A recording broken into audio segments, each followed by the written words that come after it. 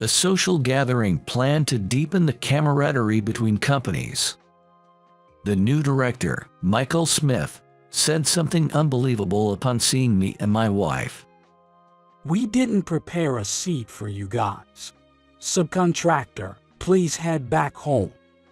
Could you call the CEO right now? My wife, Emily, retorted instantly, to which Michael gaped in astonishment. There's no way I can call the busy CEO just for some subcontractors. We can find a replacement for you guys anytime." So you're saying you can't call the CEO? Then we'll be leaving. Emily said as she grabbed my arm and headed for the exit. That's when President Brown, a client, appeared on the scene. As he listened to the story, his complexion turned pale, and he eventually started to tremble. My name is Christopher Williams. I'm a 42-year-old man living with my beloved wife, Emily. I run a factory that manufactures mechanical parts, which originally belonged to my Phil, Alex. I met Emily during college. I've always loved machinery and studied mechanical engineering in college, with the hope of creating something new that would shape the future of society. However, reality wasn't so simple, and I faced many challenges in my experiments. Despite the repeated disappointments and setbacks, I kept on experimenting, thinking it might have been all in vain. It was during those times of facing difficulties over and over again and feeling utterly lost that Emily came to my side. Whenever she saw me struggling with an experiment, she would quickly solve the problem and tell me, Christopher, you were almost there in solving the problem. The difference between you and me is whether you believe it can definitely be done. She said with a smile, and I was completely charmed by her. There's a difference in the outcome between tackling something with the belief that it can be done and doing it while thinking it can't be done. Emily taught me that, and since then, I've never given up and continue to work hard until the very end. This resulted in developing a strong mentality that somehow I could make it work even without much basis or experience. This perseverance to believe that things will work out in the end has helped me overcome various challenges in life. Emily herself possessed this vitality. One day, she quietly said to me, I have a dream. "A dream?" I asked, unable to predict her answer. She nodded firmly. To make my father's factory the #1 in the U.S. That's my dream. Eventually, Emily and I spent our college years as good friends. After graduation, I got a job at a local machinery manufacturing plant. I was passionate about pursuing more precise and advanced technology, which resonated with my sentiments. Then, I reunited with Emily, my college classmate. And to my surprise, the factory was managed by her father. Trying my best to get accustomed to the job, the president, who was Emily's father and often visited the factory, approached me. "You're the new guy, huh? I've heard you're very enthusiastic about your work." "Thank you. I'm just happy to be working with machines every day."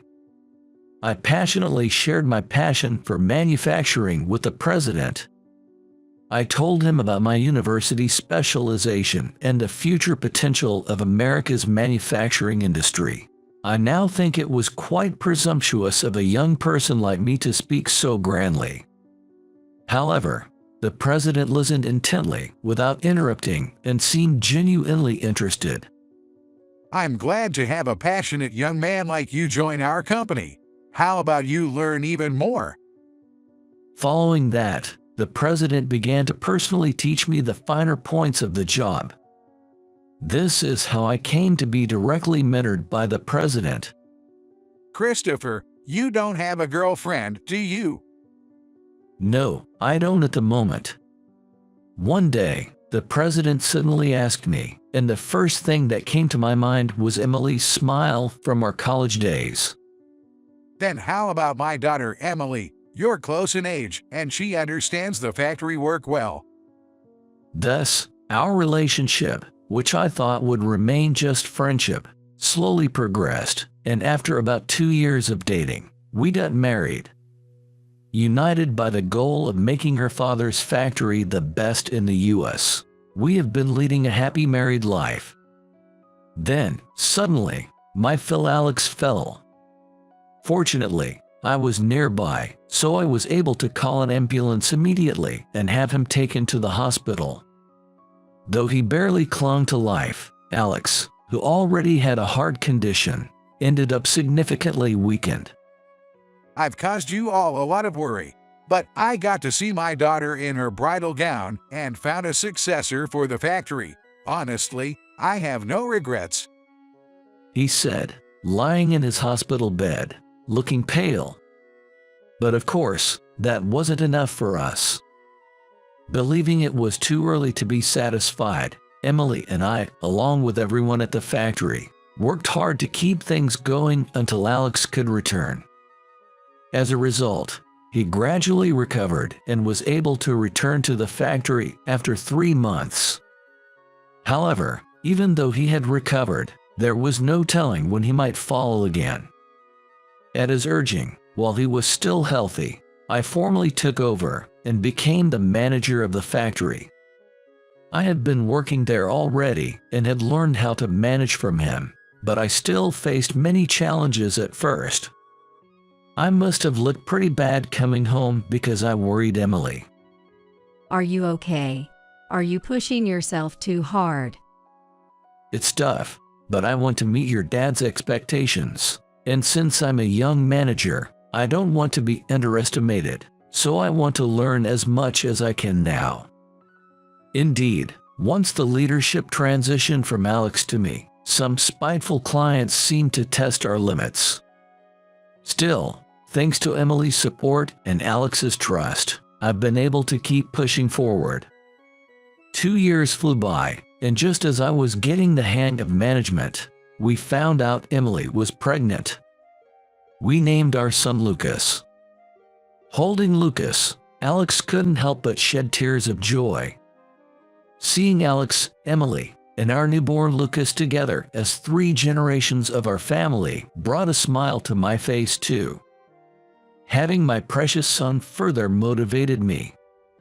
Thanks to that, I've become even more dedicated to my work, finding my own way of doing things differently from Alex and overcoming various difficulties that came our way.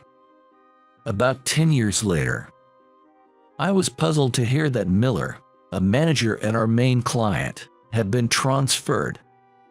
It was an odd time for a personal change, and there had been no indication from Miller that this was coming. I became curious about what happened to Miller, so I inquired with another contact at our client, and it appears he was dismissed. I was shocked at the magnitude of the mistake he must have made, especially since the specific reasons were not disclosed. As a subcontractor, I'm out of the loop on the details, and all I can do is wait for the new director who will be taking over. I've heard that the new director, Michael Smith, is around my age. He graduated from a prestigious university, unlike me.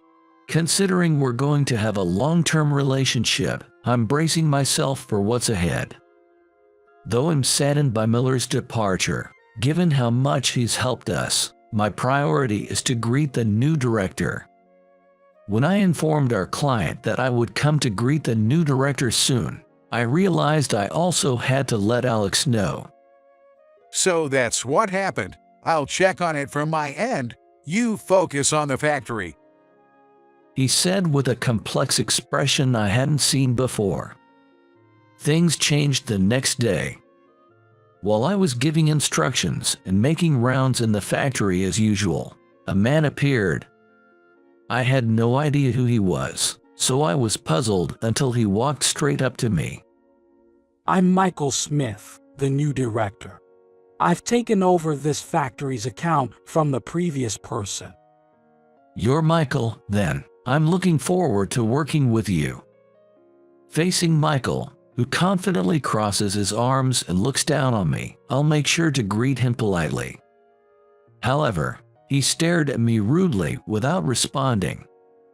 I came all the way here, and you're not even going to offer a cup of coffee.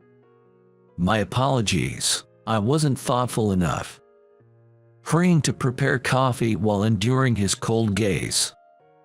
From past experiences, I've learned it's best to just smile and play along with these types of people. They'll be satisfied and leave without causing any problems. As I handed him the coffee while smiling, he seemed to lighten up as expected. Leaning back contentedly, he sipped his coffee with a displeasing look in his eyes. It seems you know your place. However, Miller would always greet us with a warm smile, saying, "Thank you for your hard work." In contrast, Michael was just crossing his arms and looking around the factory. It felt like this wouldn't be easy, and just then, I started feeling uneasy. How are you doing? Emily came along with Lucas, stopping in her tracks. That's right. She mentioned she'd bring Lucas by today. As I remembered this, Michael unexpectedly exclaimed, What? You're Emily. Michael, is that you? Both of them looked surprised to see each other, and I was just as shocked. It seemed they knew each other, but Michael continued, still looking stunned. So, that child is your son. I figured since you're the factory owner's daughter, you'd have married some low-level worker. Yes, I did. But what's that to you? Who I marry is none of your business, right? Emily easily dodged the insult thrown by Michael. Then, she stood beside me, with Lucas. This man is my husband. He's someone important who helps me uplift this factory. Lucas innocently showed me his elementary school quiz, looking for praise. While I praised Lucas with a smile, I was taken aback by Michael's reaction. For a moment, it felt like he was glaring at me intently. However, he quickly reverted to a smug expression and began openly mocking Emily. So, you married a bottom-rung worker for the sake of your family's factory. Regretting your life choices yet? Michael looked down on both Emily and me. I was pretty irritated inside but managed to control my feelings, knowing that our elementary school-aged son, Lucas, was watching. At that moment, Emily smiled brightly. I'm incredibly happy to be married to him. Her smile dissolved my irritation, filling me with joy instead. What a waste of time. Michael said after observing our interaction, clicking his tongue and leaving the factory. What a terrible person. Really, he's just as unpleasant to know now as he ever was. Emily lightly explained that Michael was a high school classmate of hers. Seeing her grimace at the mention of him, I decided not to press further. Still, having such a troublesome person as our contact was distressing. However, I soon forgot about my complaints against Michael when we were informed of a major project underway. Our factory's products were to play a crucial role in it, so I focused all my energy there. Yet, just when things were getting busy, Michael contacted me again. Expecting it to be about the project's progress, I nervously picked up the phone, only to be baffled by his words. What was with your attitude last time? I, the director, personally made the effort to visit, and I didn't expect such disrespectful treatment. I deeply apologize for any inconvenience caused. I said, apologizing, but Michael just kept ranting. Unlike subcontractor like you, I have a promising future. Remember, I could end our deal with just one word. After saying his piece, he hung up. I was astounded he called just to say that. Then another call came in from a different employee. Apparently, to ensure the success of the large project, a social gathering will be organized for all involved companies. If it had not been for a hurried confirmation call from another employee, who saw Michael calling us without passing on critical information, I would have missed a gathering entirely. I thanked the employee profusely and confirmed my schedule. While I was free, the thought of meeting Michael at the event made me sigh. On the day of gathering, I arrived early just in case. Emily came with me, and we looked around for any familiar faces. The place was still sparse with early arrivals when suddenly, a familiar voice came from behind. Why is a Pua factory's bottom rung worker here? It was Michael, who had spotted me and decided to start trouble immediately. I couldn't just ignore him. He looked at Emily and me, laughing mockingly. What are you doing here? Don't you realize you're out of place? Today's gathering is for respectable company executives, not subcontractors like you. His loud laughter drew the attention of others, making them look our way. I tried to escape the awkward situation by giving him a polite nod with a forced smile. I'm sorry, I'm going to greet some other people. I'm not done talking yet. I tried to get away from him, but he seemed determined not to let us go. As I was pondering what to do about this troublesome situation, he came closer, looking down on us with a chuckle. You don't have a seat here. Subcontractor, please leave. Then, could you call the CEO right now? Emily retorted instantly, to which Michael's eyes widened in surprise. Huh? There's no way I can call the busy CEO just for some subcontractors. There are plenty of others to replace you. You can't call the CEO. Then we'll have to withdraw from the project. Emily said, taking my arm and heading for the exit. Michael, looking smug as if he had succeeded in driving us away, showed no signs of trying to stop us. That's when it happened. Christopher. The one calling me with a puzzled look was Kevin Brown, the CEO of a client company. I stopped in my tracks and smiled to him. Kevin, you've arrived early. I heard you would be here, so I thought I'd come to greet him and hear about his recent situation.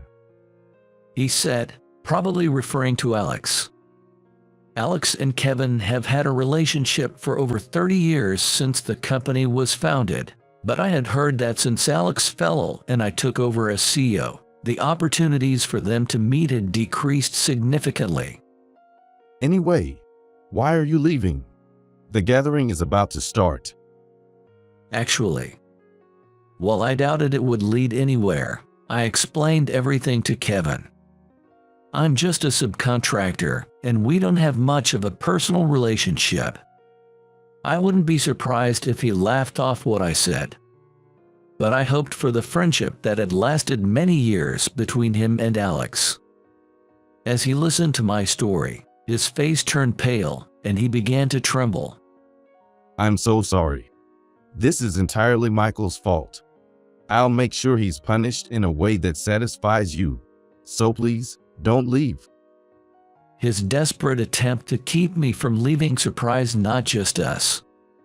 What are you saying to these subcontractors, sir? These people have no respect for client companies, just lowly, Pua subcontractor.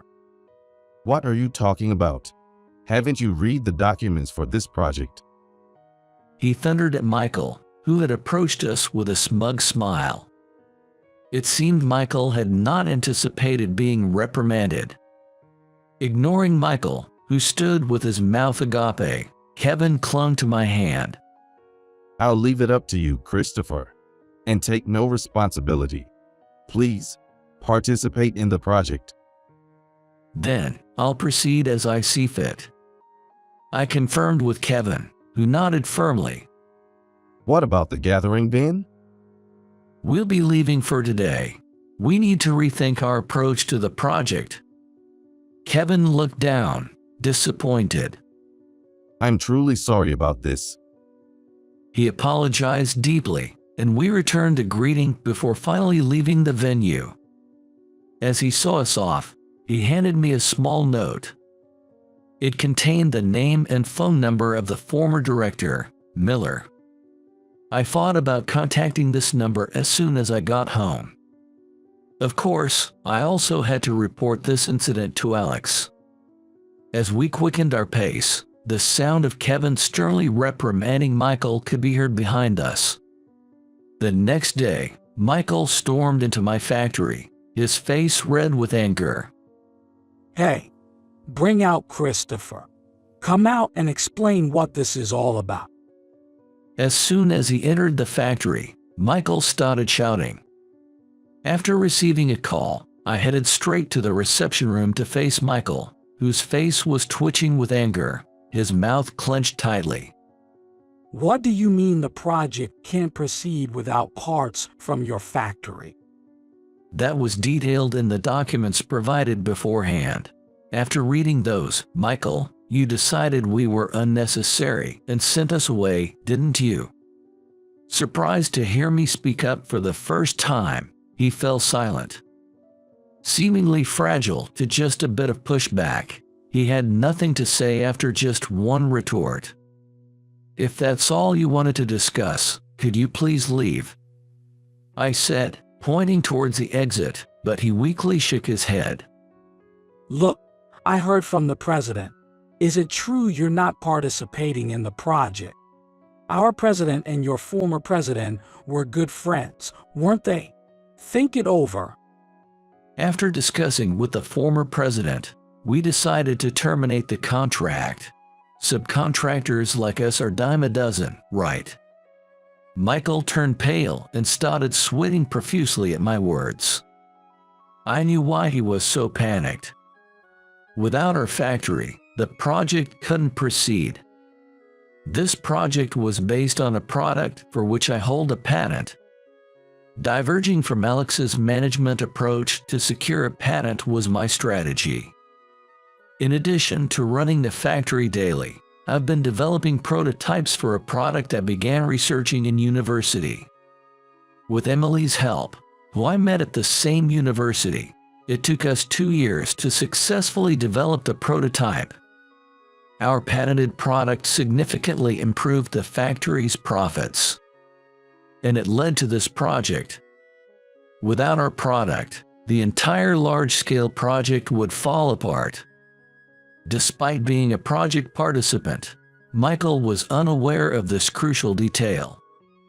If he had thoroughly read the documents, he would have understood our factory's importance, but he likely skimmed over them, dismissing us as just another subcontractor. Don't you have any sense of responsibility? If this project fails, how will you make it right? If that happens, I suppose I'll have to take responsibility. But no worries, we've already signed with another company. At my words, Michael gasped for breath and widened his eyes. I nearly burst into laughter at his expression. On the day of the gathering, I called the contact given by Kevin, which was Miller's number. Miller was starting a new company. "Actually, I'm receiving support from Kevin. Would you consider signing a contract with us?" Miller, who approached us with this proposal, detailed what happened when he resigned from his previous company. He attempted to complain to the upper management about harassment from Michael. But it seems his efforts were squashed by a faction favoring Michael among the top executives. Fearing he'd collapse under the pressure, Miller decided to resign. Upon submitting his resignation, Kevin approached him and suggested starting a new company as a subsidiary. Kevin was also fed up with the scheming of the vice president's faction. Their influence reached the core of the company, making it difficult for even the president to implement changes. Thus, the strategy was to gradually move talented employees, centered around the capable Miller, to the subsidiary. In light of these events, my factory, which produces essential products, was introduced to Miller's company, leading to a contract between us. Michael, upon hearing this, turned red with anger. Don't mess around. If this project falls through, we'll face losses in the millions. Just sign back with us already. But you were the one who initially deemed us unnecessary, right? We've already signed with a new company and are participating in their project, so it's impossible to contract with you now. I firmly declined Michael's repeated pleas. After about 30 minutes of back and forth, he finally realized it was futile and slumped in defeat. He trudged out of the factory and we went back to our usual work. Months later, Kevin visited our factory. Since then, he has been working on restructuring the company to counter the faction supporting Michael. I've caused you so much trouble this time. How can I possibly apologize? After deeply apologizing to me, Kevin starts to discuss what will happen. Michael, who had shown promise when he joined the company, started acting recklessly after gaining the vice president's favor. He caused trouble in various departments before our conflict. No one dared to confront him due to his strong connections. As a result, he developed a misguided confidence, believing he could do anything because of his perceived importance. This led him to unnecessarily involve us, subcontractors he disliked, in trouble at the social gathering. Even when reprimanded by the president, he showed no signs of remorse. I just did my job the way I saw fit. There are plenty of factories to go around, so it doesn't matter how they're treated, he brazenly claimed, angering the usually calm Kevin and resulting in his transfer to another department. I hate to make excuses, but Michael was appointed during my long-term overseas business trip. I only saw the performance numbers and failed to grasp his character, which led to this inconvenience. Kevin apologized again. Later, we heard from an acquaintance that Michael resigned. Although he avoided dismissal after the vice president faced significant accountability and resigned, the leak of this incident had him facing cold stares from everyone in the company. Moreover, although not fired, he was moved to a department responsible for compiling a company's history, a job with neither challenge nor fulfillment. Frustrated, he eventually resigned on his own. He had a terrible personality, but he was supposed to be smart. Emily mused, acknowledging that he had indeed been competent. Despite everything, he had achieved enough to be recognized by Kevin as a director on paper. But ultimately, becoming a director led Michael to his downfall. Maybe it was because of me that he went off the rails. I wondered, back in high school, Michael, who was Emily's classmate, had harbored feelings for her. However, his attempts to get her attention by belittling the factory her father ran only pushed her further away. Never talk to me again. I don't even want you near me, she had declared, cutting him off completely after graduation.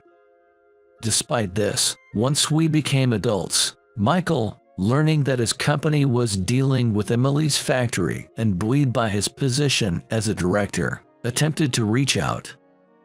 However, by then, she was already married to me with a child in elementary school, completely dashing his hopes. To think he'd harass you out of jealousy. It's just so childish and unbearable. I'm sorry for causing you trouble. Emily apologized, though I wasn't angry at all. In fact, her decisive handling of the situation made me feel more confident that together, we could overcome anything the factory faced.